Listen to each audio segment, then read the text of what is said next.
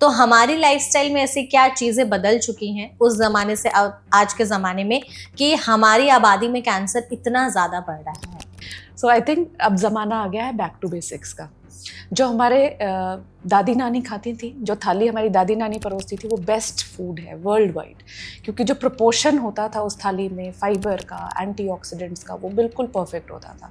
तो सबसे बड़ा प्रॉब्लम हमारा खान पान ही हो गया। मैं बहुत बार कहती हूँ कि हमारी बीमारियाँ हमारे किचन के रास्ते से आती हैं।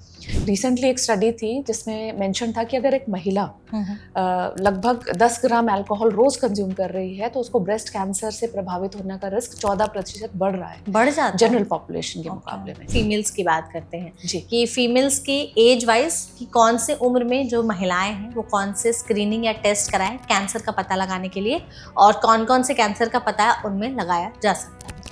तो जैसे ही कोई महिला 20 वर्ष की हो जाती है तो पहले तो सेल्फ ब्रेस्ट एग्जामिनेशन, जो कि स्क्रीनिंग का एक बड़ा हिस्सा है। तो every girl should be aware कि कैसे सेल्फ ब्रेस्ट एग्जामिनेशन करते हैं। वो आपको आपके पीरियड्स खत्म होने के 4-5 दिन बाद करना है, वंस इन अ मंथ करना है। अगर पुरुषों के लिए समझना हो कि वो कौन से एज ग्रुप से कौन से कैंसर को पकड़ने के लिए टेस्ट कराते रहे तो वो क्या क्या होंगे? तो पुरुषों में सबसे कॉमन कैंसर्स हैं गले के कैंसर्स, फेफड़े के कैंसर्स, प्रोस्टेट कैंसर्स।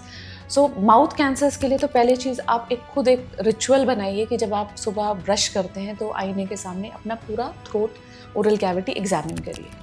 टंग के ऊपर, टंग के नीचे, तालू पे, चीक्स के अंदर जो गम्स होते हैं लिप्स को नीचे करके, लिप्स की इनर सरफेस से पूरा थ्रोट एग्जामिन करिए कि कोई सफ़ेद या लाल चकत्था तो नहीं है। कि अगर शरीर में ये बदलाव कुछ समय के लिए हो रहे हैं तो क्या हमें अलर्ट होकर के एक बार टेस्ट कराने जाना चाहिए या नहीं? पिछले 6 महीनों में आपका 10% से अधिक वेट लॉस हुआ है कि बिना किसी कारण के, वो सिग्निफिकेंट माना जाता है। कोई अल्सर जो कि नॉन हीलिंग है या रिसेंट इन ऑनसेट है, चाहे उसमें दर्द नहीं भी है, क्योंकि ज़्यादातर लोग कैंसर को दर्द से एसोसिएट करते हैं।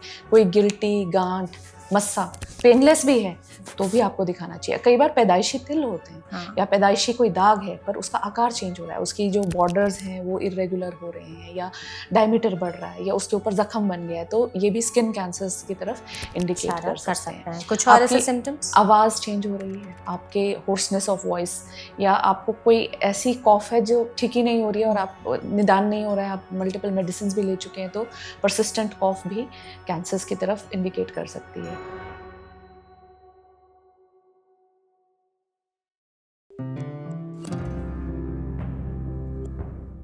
कैंसर का नाम सुनते ही मन में एक डर सा बन जाता है।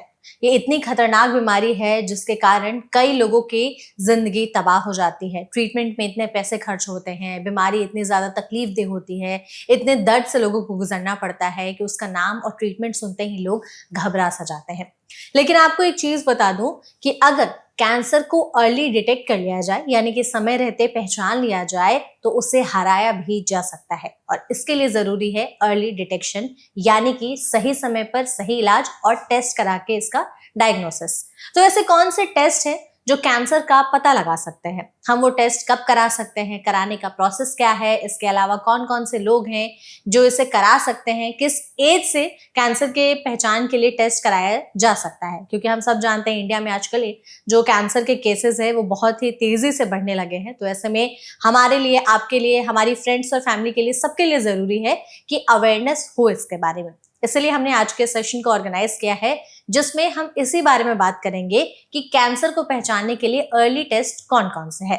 तो आज के एनबीटी लाइव में आप सभी का बहुत बहुत स्वागत है इस पॉडकास्ट में, जिसमें हमारे साथ जुड़ी हुई हैं डॉक्टर कनिका सूद शर्मा, जो कि क्लिनिकल लीड और डायरेक्टर हैं radiation oncology department Narayana hospital में। तो डॉक्टर, इस सेशन में सबसे पहले तो आपका बहुत बहुत स्वागत है। थैंक यू सो मच हमारे साथ जुड़ने के लिए। इस सेशन में हम पूरी कोशिश करेंगे आपके जरिए हमारी ऑडियंस तक इस सेशन के बारे में हर एक डिटेल जानकारी पहुंचा सके।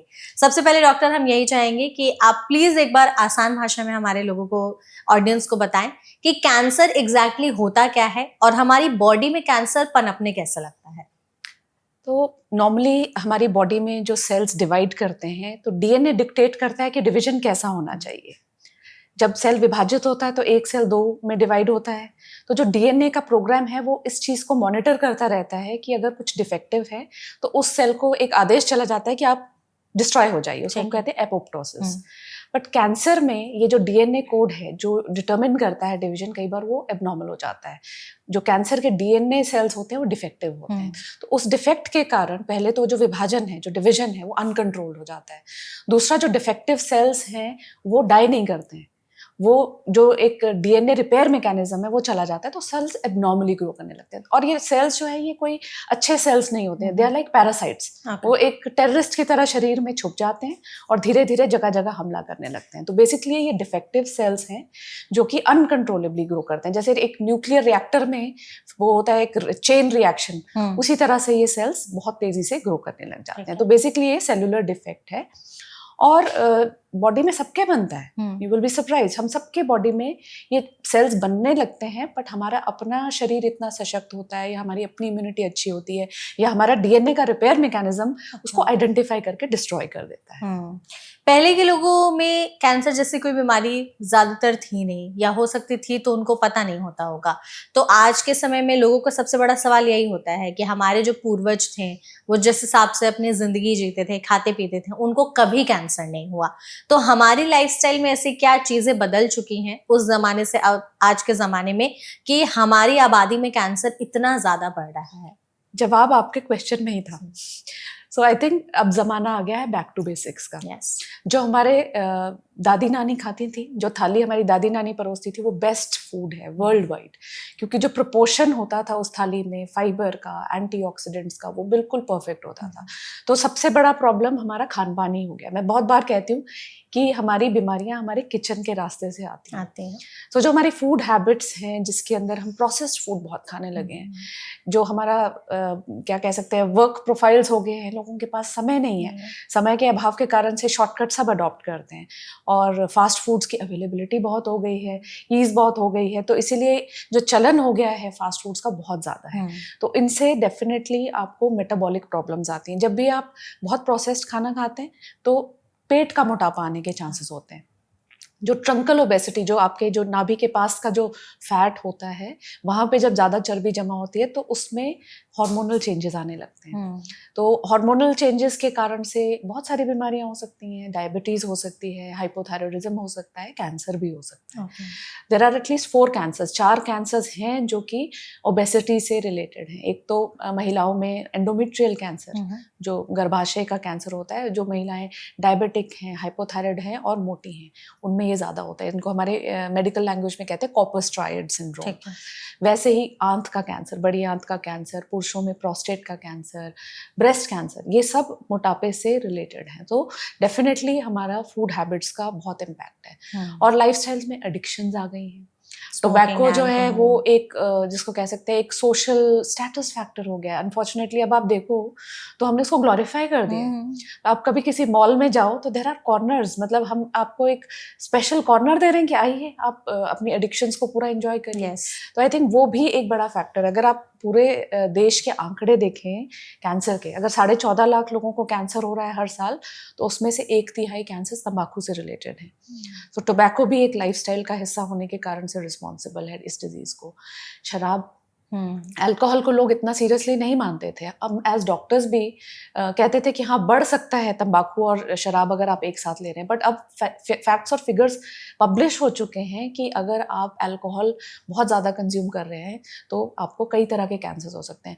रिसेंटली एक स्टडी थी जिसमें मेंशन था कि अगर एक महिला लगभग 10 ग्राम अल्कोहल रोज कंज्यूम कर रही है तो उसको ब्रेस्ट कैंसर से प्रभावित होने का रिस्क 14% बढ़ रहा है, बढ़ जाता जनरल पॉपुलेशन के मुकाबले में।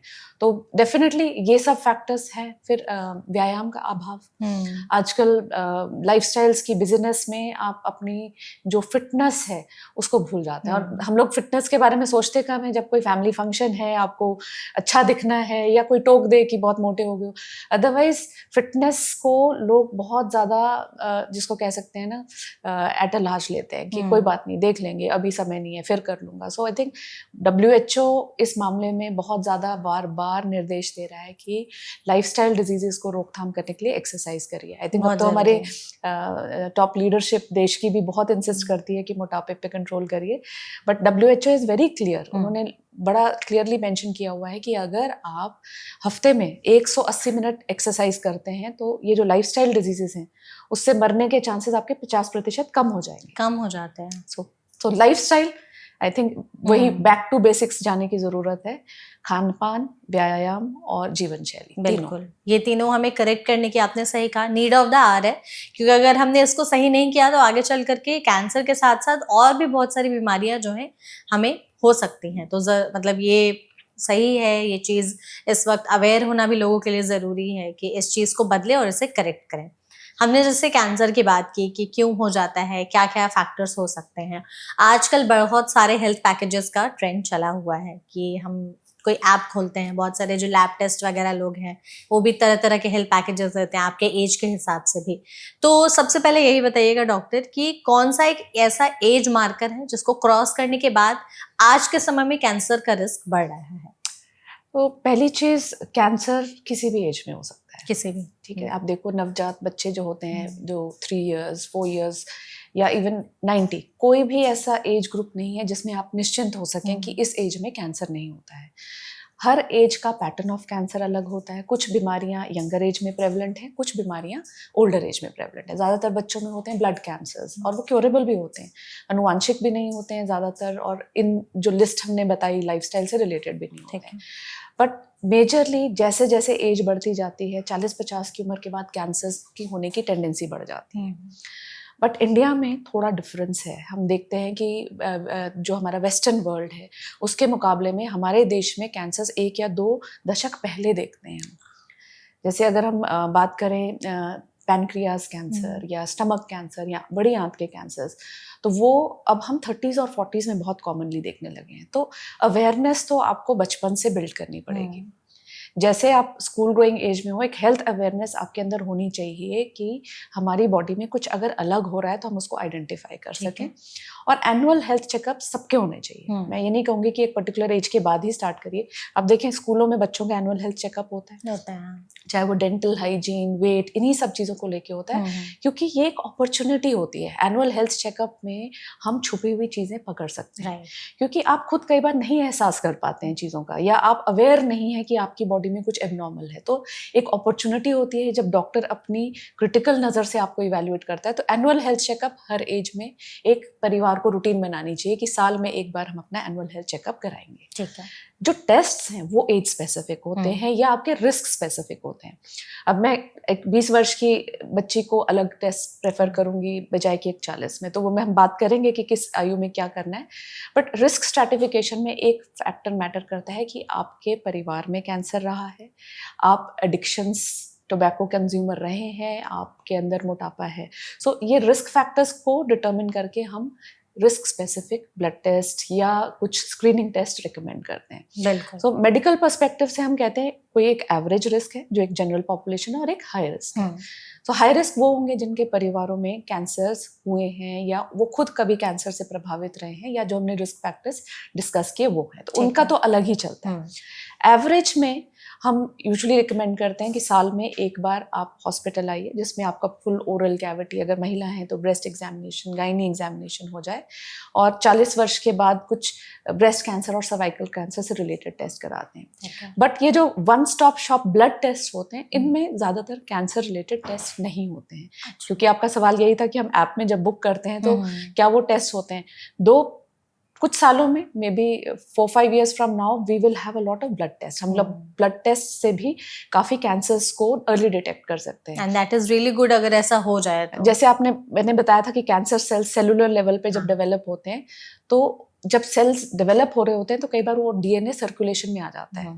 तो उस डीएनए को डिटेक्ट करने के टेस्ट आ गए हैं, और अभी कुछ मैलिग्नेंसीज में हम उसको यूज भी कर रहे हैं पेशेंट्स के लिए। उसको हम कहते हैं ctDNA। तो कुछ ही समय में मुझे लगता है कि with a single draw of blood हम 14-15 तरह के कैंसर्स को बहुत सेलुलर लेवल पे आइडेंटिफाई कर पाएंगे। बट आज की डेट में अभी ब्लड टेस्ट में इतनी कवरेज नहीं है। ब्लड टेस्ट में हमारे पास 3 या 4 ऐसे टेस्ट हैं, जैसे कि ओवरी कैंसर के लिए CA-125, पुरुषों में प्रोस्टेट कैंसर के लिए PSA, ब्रेस्ट कैंसर के लिए CA-15.3, पैनक्रियाटिक कैंसर्स के लिए CA-19.9, जो कि एक अंदाजा देते हैं कि शायद कुछ बड़ा हुआ है। बट ये हम स्क्रीनिंग के लिए रूटीन एम्प्लॉय नहीं करते हैं, क्योंकि हर एक टेस्ट में कुछ चीज़ें ऐसी होती हैं जो नॉन कैंसरस में भी एलिवेशन दिखा सकती हैं। अब जैसे PSA ही है, तो अगर किसी पुरुष का PSA एलिवेटेड आता है तो हम डायरेक्टली ये नहीं कहेंगे कि आप कैंसर से प्रभावित हैं, इन्फेक्शन से भी हो सकता है। कई बार 80-90 ईयर्स की एज में PSA रेंज से ऊपर ही होता है, एल्डरली का PSA 8 और 9 हो सकता है बजाय कि 4। सो जब ये आप टेस्ट कराएं, इसको वैलिडेट कराएं किसी डॉक्टर से। सेल्फ टेस्टिंग में आप पैनिक और एंजाइटी से कम कर जाएंगे, क्योंकि कुछ भी एलिवेटेड आएगा आप उस फियर से जीना शुरू कर देंगे कि शायद मुझे ये कैंसर है। सो ब्लड टेस्ट में we have limitations as of now, but समय आने पे थोड़े सालों में I think we will have more test. हम भी यही चाहते हैं कि आगे डेवलपमेंट होते रहे जिस हिसाब से चीजें बढ़ रही हैं मेडिकल साइंस में भी, सो दैट कैंसर को डिटेक्ट करना ज्यादा आसान हो जाए। आप प्लीज डॉक्टर हमें एज वाइज एक बार बता दीजिए। सबसे पहले हम फीमेल्स की बात करते हैं जी। कि फीमेल्स की एज वाइज कि कौन से उम्र में जो महिलाएं हैं वो कौन से स्क्रीनिंग या टेस्ट कराएं कैंसर का पता लगाने के लिए, और कौन कौन से कैंसर का पता उनमें लगाया जा सकता है। तो जैसे ही कोई महिला 20 वर्ष की हो जाती है तो पहले तो सेल्फ ब्रेस्ट एग्जामिनेशन, जो कि स्क्रीनिंग का एक बड़ा हिस्सा है। तो every girl should be aware कि कैसे सेल्फ ब्रेस्ट एग्जामिनेशन करते हैं। वो आपको आपके पीरियड्स खत्म होने के 4-5 दिन बाद करना है, वंस इन अ मंथ करना है। तो उससे क्या होता है, उससे आप अपने शरीर के बारे में अवेयर हो जाते हो कि आपके ब्रेस्ट टिश्यू का फील क्या है, आर्किटेक्चर कैसा है। तो अगर बाय चांस कुछ भी बिल्डअप होता है तो आप तुरंत से आइडेंटिफाई कर सकते हो कि ये तो पहले नहीं था, ये कुछ नया है। तो self breast examination after 20 years of age, once in a month. जब महिला 40 वर्ष की हो जाए उसके बाद मैमोग्राफी, जो कि एक एक्सरे होता है ब्रेस्ट का, वो भी किया जा सकता है। दो अब रिकमेंडेशन जो आ गई है वो है कि 45 ईयर्स की एज पे आप स्टार्ट करें मैमोग्राफी, हर वर्ष कराइए 54 ईयर्स तक। उसके बाद अगर टेस्ट आपके नॉर्मल आते जा रहे हैं तो आप उसको हर 2 वर्ष में करा सकते हैं, 75 साल की उम्र तक। बट अगर फैमिली में ब्रेस्ट कैंसर की हिस्ट्री रही है आपकी मासी, नानी, मदर या सिस्टर में, तो जिस आयु में आपके यंगेस्ट फैमिली मेंबर को ब्रेस्ट कैंसर हुआ था, आपको स्क्रीनिंग 5 वर्ष उससे पहले शुरू करनी पहले। जैसे किसी बहन को 35 वर्ष की उम्र में हुआ तो आप 30 वर्ष से डॉक्टर से मिलके अपनी स्क्रीनिंग टेस्ट कराएंगे। ऑल्दो 30 वर्ष में हम मैमोग्राफी नहीं करेंगे, जहाँ पारिवारिक कैंसर्स होते हैं वहाँ टेस्ट चेंज हो जाते हैं, या तो हम MRI कराएंगे या हम अल्ट्रासाउंड कराएंगे। और इन्हीं फैमिलीज में जहाँ पे ब्रेस्ट कैंसर और ओवेरियन कैंसर प्रेवलेंट है तो हम जेनेटिक टेस्ट भी कर सकते हैं, ये डिटर्मिन करने के लिए कि क्या ये चांस फाइंडिंग है कि ये एक ही परिवार में 2 महिलाओं को ये कैंसर हुआ है या ये आनुवंशिक है। तो अगर आनुवंशिक होता है तो फिर अप्रोच उसकी थोड़ी सी अलग होती है। ठीक है। और फिर दूसरा टेस्ट जो महिलाओं में आवश्यक है वो है पैप्समियर। पैप्समियर जो बच्चेदानी की ग्रीवा, जो माउथ ऑफ यूट्रस होता है, सर्विक्स बोलते हैं जिसको, उसके आसपास कुछ फ्लूइड होता है, उसकी जांच होती है। तो जो भी सेक्सुअली एक्टिव महिला है उसको सेक्सुअल एक्टिविटी जब स्टार्ट हो उसके 3 इयर्स में ये टेस्ट कराना शुरू कर देना चाहिए। OPD बेस पे होता है, महिलाएं ही करती हैं, कोई पेनफुल टेस्ट नहीं होता है, बस कुछ फ्लूइड लेते हैं टेस्टिंग के लिए, उसको हम स्लाइड पे लगा के माइक्रोस्कोप के नीचे चेक करते हैं। और ये इतना इफेक्टिव टेस्ट है कि अगर कैंसर नहीं भी बना है और 5-6 साल बाद कैंसर बन सकता है तो सेल्स के चेंजेस प्रिडिक्ट कर सकते हैं। तो उसको हम कहते हैं CIN, जो सेल्स हैं वो कैंसर बनने की उसमें है, प्रोसेस में है। तो इंट्राएपिथेलियल न्यूप्लेजिया पैप्समियर में पकड़ के वहीं के वहीं उसको ट्रीट कर सकते हैं। बच्चेदानी हो सकता है निकालनी भी ना पड़े, OPD बेस पे कुछ लेजर या कोनाइजेशन बेस्ड ट्रीटमेंट से ही उसको क्योर किया जा सके। तो ये टेस्ट अगर कराते हैं हर 3 साल में तो सर्वाइकल कैंसर का अर्ली पता चल जाता है। और इसको हम यूजुअली रिकमेंड करते हैं कि 65 to 70 ईयर्स की एज तक आप कराते रहिए। ठीक है। आजकल इसी टेस्ट के साथ एक और टेस्ट जोड़ा गया है जिसको हम कहते हैं HPV DNA। HPV क्योंकि जो सर्वाइकल कैंसर है ये ह्यूमन पैपिलोमा वायरस से होता है। तो जो वायरस के कण होते हैं वो सर्वाइकल स्मीयर में हम पकड़ सकते हैं। अगर वो टेस्ट भी किया गया है फिर आप इस टेस्ट को 3 साल के बजाय 5-5 साल पे रिपीट कर सकते हैं। और वही टर्म्स एंड कंडीशंस वही है, जब तक 65-70 ईयर्स के आप नहीं होते आप कराते रहिए। अगर आपका यूट्रस रिमूव कर दिया गया है किसी कारण से, जैसे फाइब्रॉइड के कारण से या नहीं, तो फिर आप डॉक्टर से डिस्कस करें कि आपको आवश्यकता है कि नहीं, क्योंकि कई बार यूट्रस रिमूवल में सर्विक्स रिमूव हो चुका होता है तो फिर कहीं भी स्मीयर की आवश्यकता नहीं होती उन महिलाओं में। ठीक है। तो ये 2 मेजर टेस्ट हैं। ओवरी के लिए हम स्क्रीनिंग में रेगुलर टेस्टिंग नहीं करते। ओवरी कैंसर के लिए अगर आपका पारिवारिक हिस्ट्री रहा है तो कुछ ओवरी के लिए भी हम अल्ट्रासाउंड बेस्ड टेस्ट रिकमेंड करते हैं, बट वो हाई रिस्क पॉपुलेशन के लिए होते हैं। ओके, तो ये महिलाओं के लिए है। जी। अगर पुरुषों के लिए समझना हो कि वो कौन से एज ग्रुप से कौन से कैंसर को पकड़ने के लिए टेस्ट कराते रहे, तो वो क्या क्या होंगे? तो पुरुषों में सबसे कॉमन कैंसर्स हैं गले के कैंसर्स, फेफड़े के कैंसर्स, प्रोस्टेट कैंसर्स। सो माउथ कैंसर्स के लिए तो पहली चीज़ आप खुद एक रिचुअल बनाइए कि जब आप सुबह ब्रश करते हैं तो आईने के सामने अपना पूरा थ्रोट, ओरल कैविटी एग्जामिन करिए। पहली चीज़ तो मैं कहूँगी कि तंबाकू सेवन ना ही छोड़ ही करिए, दीजिए, क्योंकि हाँ। वो शरीर में सिर से पैर तक कोई भी कैंसर कर सकता है। बट अगर आपने सेवन किया है तो आप मिरर के आगे अच्छी लाइट से टंग के ऊपर, टंग के नीचे, तालू पे, चीक्स के अंदर जो गम्स होते हैं लिप्स को नीचे करके, लिप्स की इनर सरफेस से पूरा थ्रोट एग्जामिन करिए कि कोई सफ़ेद या लाल चकत्था तो नहीं है। अगर कोई पैच है जो आप ब्रश से हटा नहीं पा रहे हैं या टंग क्लीनर से हटा नहीं पा रहे हैं या आपको कोई जख्म दिख रहा है जो हील नहीं कर रहा है, तो आपको डॉक्टर को दिखाना चाहिए। क्योंकि ये जो सफ़ेद और लाल चकत्थे होते हैं ये भी प्री कैंसरस हो सकते हैं। इनको हम कहते हैं ल्यूकोप्लेकिया एंड एरिथ्रोप्लेकिया। तो एरिथ्रोप्लेकिया, खासकर जो लाल चकत्थे हैं, उनके अंदर आगे कैंसर में तब्दील होने की प्रवृत्ति रहती है। तो ये चीज़ पहली चीज़ है। दूसरी चीज़, अगर स्मोकर रहे हैं तो आजकल एक नया टेस्ट जो हम रिकमेंड करते हैं उसको कहते हैं LDCT, low dose CT scan chest का। अच्छा, जब जो कोविड का इरा आया तो LDCT पे पता लगने लगा कि हम बहुत छोटे छोटे 4 mm 6 mm के नोड्यूल्स भी पकड़ सकते हैं सीटी स्कैन की ज़्यादा डोज दिए बगैर। क्योंकि सीटी स्कैन का एक ही डर होता था कि सीटी स्कैन करने के कारण से कहीं शरीर पे और नुकसान ना हो। हाँ। क्योंकि इनिशियली जब रिकमेंडेशन डेवलप हो रही थी तो सीटी स्कैन का कॉस्ट इफेक्टिवनेस नहीं पाया गया था। बट LDCT अब जो है वो काफ़ी सेफ है। तो अगर स्मोकर रहे हैं तो LDCT जो कि है वो एनुअल बेसिस पे हम रिकमेंड करते हैं लंग कैंसर को रूल आउट करने के लिए। ठीक है। उसमें एज का से ज़्यादा फैक्ट डिटर्मिन होता है कि आपने 10-15 साल अगर सिगरेट या बीड़ी का या हुक्के का सेवन किया तो आपको ये टेस्ट रिकमेंडेड है। प्रोस्टेट कैंसर के लिए PSA टेस्ट काफ़ी यूज़ होता है फॉर स्क्रीनिंग। हाल ही में बहुत चर्चा में भी है, अक्षय कुमार जी ने साझा किया कि उनके पिताजी को ये बीमारी हुई थी, तो काफ़ी लोग इसमें आजकल इंटरेस्ट ले रहे हैं जानने के लिए कि PSA क्या होता है। शायद जो बाइडेन को भी हुआ था। जी, बिल्कुल बिल्कुल। सो PSA एक प्रोटीन होता है। PSA एक प्रोटीन है जो कि प्रोस्टेट ग्लैंड, प्रोस्टेट दूध होता है, उसमें से सिक्रीट होता है। तो जब वो सिक्रीट होता है तो बॉडी में ब्लड में सर्कुलेशन में हम डिटेक्ट कर सकते हैं। तो उसकी मात्रा अगर बहुत अधिक हो तो फिर हम टेस्ट करके डिटर्मिन करते हैं कि क्या ये PSA कैंसर के कारण से तो नहीं बढ़ा है। तो फिर अगर आपके परिवार में फादर की तरफ जैसे चाचा, दादा, आपके ब्रदर्स को प्रोस्टेट कैंसर हुआ है तो आपको 50 साल के बाद हर साल कराना ही कराना है। रादर वही फॉर्मूला जो ब्रेस्ट कैंसर में मैंने बताया, जिस परिवारजन को यंगेस्ट एज पे हुआ था उससे 5 साल पहले आप शुरू कर दीजिए। केवल PSA सफिशिएंट नहीं है, PSA के साथ आप अल्ट्रासाउंड भी अगर करा लेते हैं तो प्रोस्टेट में अर्ली चेंजेस पता चल जाते हैं। बट गाइडलाइंस में बहुत जिसको कहते हैं black and white prostate cancer screening नहीं डाला गया, क्योंकि जैसे मैंने बताया PSA हर बार ज़रूरी नहीं है कि कैंसर से ही बढ़े और अननेसेसरी स्केयर भी नहीं हम जनरेट करना चाहते हैं। तो इसलिए PSA आप डॉक्टर के गाइडेंस में अगर करवा रहे हैं तो वो उनसे इवैल्यूएट कराइए, घबराएंगे। परफेक्ट, ठीक है। दूसरा एक बड़ी आंत का कैंसर जो होता है कोलन कैंसर, उसके लिए भी हमारे पास कुछ टेस्ट होते हैं जिससे हम डिटर्मिन कर सकते हैं कि कुछ अर्ली चेंजेस तो नहीं आ रहे हैं बड़ी आंत में।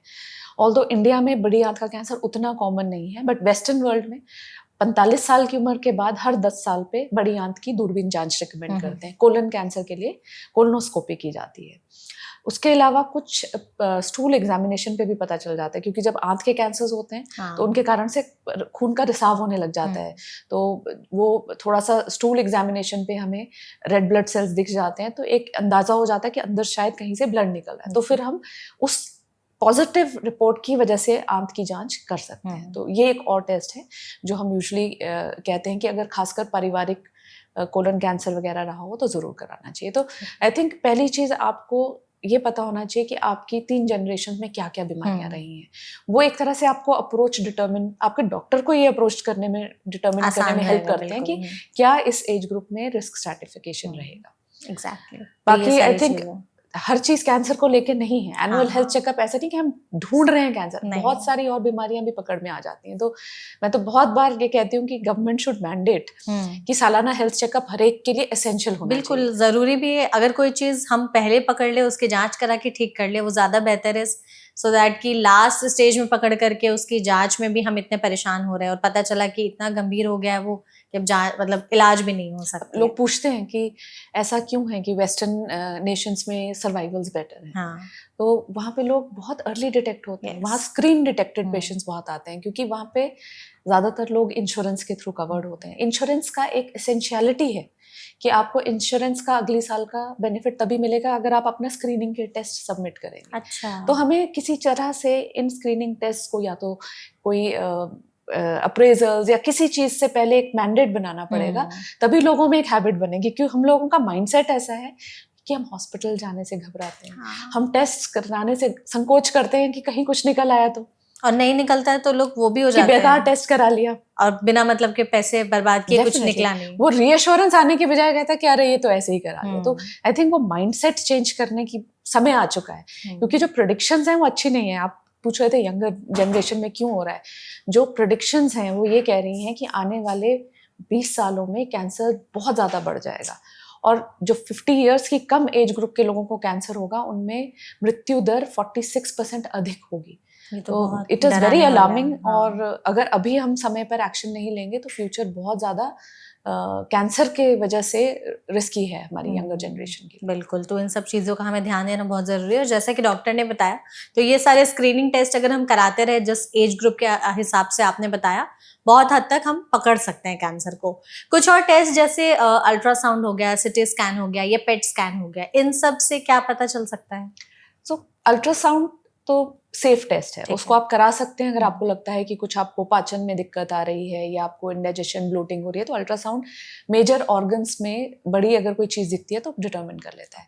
CT scan PET scan screening के लिए नहीं रिकमेंड करते, सिर्फ एलडीसीटी जो हमने कहा लंग कैंसर के लिए जो कि स्मोकर्स हैं उनके लिए है, क्योंकि सीटी स्कैन एक रेडिएशन है, पेट सीटी स्कैन एक रेडिएशन है, वो आपको फायदे की बजाय नुकसान दे सकती है अगर आप स्क्रीनिंग के लिए यूज करते हैं। तो पेट स्कैन आपके डायग्नोसिस को और कैंसर की स्टेज को डिटरमिन करने के लिए यूज किया जाता है, उसको हम स्क्रीनिंग के लिए नहीं आवश्यक समझते हैं क्योंकि उससे अगर आप कराते हैं तो जो उसकी किरणें हैं वो खुद कैंसर कारक हो सकती हैं। अच्छा, जो अननेसेसरी रेडिएशन होती है उससे आपने देखना जितना हिरोशिमा नागासाकी के सर्वाइवर्स और वो लोग उनमें कैंसर्स काफ़ी अधिक हुए, ब्लड कैंसर्स पर्टिकुलरली। सो कोई भी अनवारंटेड सीटी स्कैन्स, एक्सरेज या पेट सीटी स्कैन बिना डॉक्टर की रिकमेंडेशन के नहीं कराना चाहिए। ठीक है, तो ये चीज़ हमें ध्यान में रखनी बहुत ज़रूरी है। डॉक्टर अगर जैसे हम लोगों ने जो टेस्ट वगैरह है उस पर बात की है, कुछ ऐसे लक्षण हम आपसे पूछेंगे, आप प्लीज़ बताइएगा कि अगर शरीर में ये बदलाव कुछ समय के लिए हो रहे हैं तो क्या हमें अलर्ट होकर के एक बार टेस्ट कराने जाना चाहिए या नहीं? अगर अचानक से वजन कम हो गया बिना डाइट बिना एक्सरसाइज किए, कोई हमें पता नहीं चला, अनएक्सप्लेन्ड वेट लॉस, क्या ये एक साइन हो सकता है? बिल्कुल बिल्कुल। देखो पहली चीज आपका शरीर आपको संकेत देता है, आपको उनको पहचानना सीखना है। जब भी आपकी बॉडी में कुछ एब्नॉर्मल होता है कुछ ना कुछ साइन होता है। ज्यादातर लोग कहते हैं हमें पता ही नहीं चला, ऐसा नहीं होता, सिम्टम्स होते हैं पर वो नजरअंदाज किए जाते हैं। और क्यों नजरअंदाज करते हैं? क्योंकि कैंसर के सिम्टम्स बहुत अलग बीमारियों जैसे ही होते हैं। ऐसा नहीं है कि कैंसर के सिम्टम्स बिल्कुल अलग यूनिक होंगे, वो अभिन्न होते हैं। तो जैसे सपोजिंग जैसे आपने बात की वेट लॉस हो रहा है, अगर पिछले 6 महीनों में आपका 10% से अधिक वेट लॉस हुआ है बिना किसी कारण के, वो सिग्निफिकेंट माना जाता है। क्योंकि एडवांस्ड कैंसर्स में वेट लॉस हो सकता है या जब कैंसर्स डेवलप होते हैं तो वो कुछ ऐसे कण रिलीज करते हैं ब्लड सेल्स में जिससे आपका अंदर लाइपोलिसिस ज़्यादा हो रहा है या आपकी भूख कम हो रही है। तो weight loss with unknown reason definitely आपका एक जांच का एक बन जाता है ताकि आपको चेकअप कराने हैं।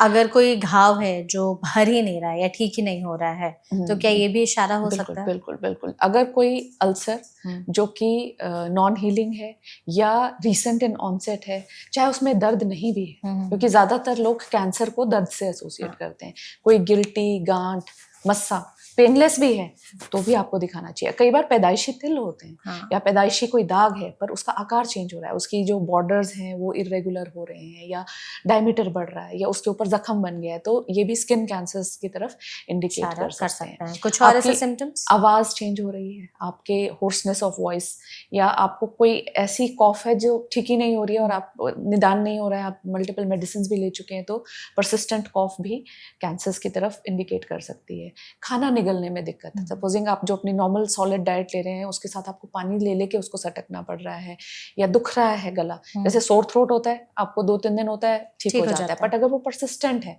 तो वो फिर से इवैल्यूएशन के लिए ज़रूरी है। आपको सडनली इनडाइजेशन हो रही है कि कभी कॉन्स्टिपेशन कभी डायरिया ऑल्टरनेट कर रहा है, या ब्लड में स्टूल में ब्लड आ रहा है, या आपको जब महीने नहीं आने चाहिए तब एबनॉर्मल ब्लीडिंग हो रही है, कहीं से भी ब्लड अगर आ रहा है जो कि फिजियोलॉजिकल नहीं है, वो अगेन इंडिकेट कर सकता है कि बॉडी में कुछ अलग चीज़ हो रही है। ब्रेस्ट में आपको कोई गिल्टी गांठ महसूस हो रही है, बगल में कोई गिल्टी महसूस हो रही है, गले में, यहाँ पे, तो वो भी आपको दिखाना चाहिए, क्योंकि गिल्टियां गांठ टीबी में भी हो सकती है, बहुत अन्य बीमारियों में हो सकती है, बट कैंसर्स में भी गिल्टियां गांठ बहुत कॉमन होता है। बिल्कुल। सो बेसिकली हम लोग एक निमोनिक यूजुअली कहते हैं कॉशन, कॉशन, तो उस कॉशन को अगर हम ब्रेक करें तो any change in voice, any bleeding, any thickening in any part of the body, indigestion, obvious change in wart, nagging cough, तो उस निमोनिक को हम कहते हैं कि इस कॉशन को हमेशा दिमाग में रखिए कि अगर ऐसा कुछ हो रहा है तो वो कैंसर भी हो सकता है, बट पैनिक नहीं करना है, बिकॉज कई बार क्या होता है आजकल जमाना आ गया है इंटरनेट ब्राउजिंग करके सेल्फ डायग्नोसिस करने का, वो बहुत लोग थोड़ी सी प्रॉब्लम के लिए सडनली टाइप करेंगे और उसमें कैंसर टॉप लीडिंग कॉज आ जाता है, कैंसर, या तो सीधे बता देते कि अब तो आप बचेंगे ही नहीं। तो इसलिए इन चीजों में भी ड्वेल नहीं करना। देखिए जो चीजें इंटरनेट पे होती हैं वो वैलिडेटेड नहीं होती हैं, वो आपके एल्गोरिदम से अप डाउन चली जाती हैं, तो आप स्केयर में चले जाएंगे। तो जब भी कुछ ऐसा हो, नियरेस्ट हेल्थ फैसिलिटी, जरूरी नहीं है आप सीधे ऑन्कोलॉजिस्ट के पास आए, जो भी आपके फैमिली फिजिशियन वगैरह के साथ उनसे आप संपर्क करिए। बिल्कुल। तो आई थिंक इस सेशन में हमने जो भी टेस्ट वगैरह है उसके बारे में बातचीत की है कि कैंसर को डिटेक्ट करने के लिए कौन से टेस्ट होते हैं, सिम्टम्स हम कैसे पहचान सकते हैं। आई एम श्योर ये जो सेशन है हमारी ऑडियंस के लिए बहुत ही मददगार साबित होने वाला है, और जिस हिसाब से कैंसर के केसेस बढ़ रहे हैं तो ज़रूरी है कि ये चीज़ जो हमने बातचीत की है इससे आप बाकी लोगों तक भी ज़रूर पहुँचाएँ, उन तक ये वीडियो ज़रूर शेयर करें। And thank you so much doctor हमारे साथ जुड़ने के लिए और इतनी वैल्यूएबल इन्फॉर्मेशन हमारे साथ शेयर करने के लिए। Thank you so much. Thank you so much audience, इस वीडियो को यहाँ तक देखने के लिए। इस वीडियो को शेयर जरूर करिएगा, क्योंकि कैंसर के बारे में अवेयर होना, जानकारी होना आज के समय में बेहद जरूरी है। इसके अलावा अगर आपके मन में कोई और सवाल रह गए हो तो वो भी कमेंट सेक्शन के जरिए आप पूछ सकते हैं। हम पूरी कोशिश करेंगे डॉक्टर के जरिए उन सभी सवालों के जवाब देने का। Thank you so much.